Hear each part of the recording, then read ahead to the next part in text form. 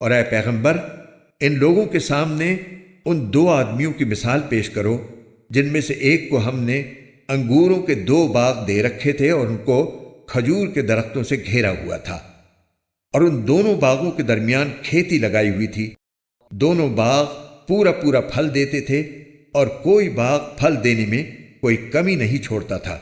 اور ان دونوں کے درمیان ہم نے ایک نہر جاری کر دی تھی۔ اور اس شخص کو خوب دولت حاصل ہوئی تو وہ اپنے ساتھی سے باتیں کرتے ہوئے کہنے لگا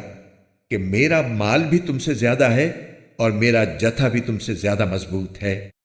اور وہ اپنی جان پر ستم ڈھاتا ہوا اپنے باغ میں داخل ہوا، کہنے لگا میں نہیں سمجھتا کہ یہ باغ کبھی بھی تباہ ہوگا، اور میرا خیال یہ ہے کہ قیامت کبھی نہیں آئے گی، اور اگر کبھی مجھے اپنے رب کے پاس واپس بھیجا بھی گیا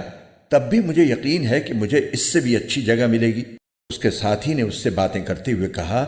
کیا تم اس ذات کے ساتھ کفر کا معاملہ کر رہے ہو جس نے تمہیں مٹی سے اور پھر نطفے سے پیدا کیا، پھر تمہیں ایک بھلا چنگا انسان بنا دیا؟ جہاں تک میرا تعلق ہے،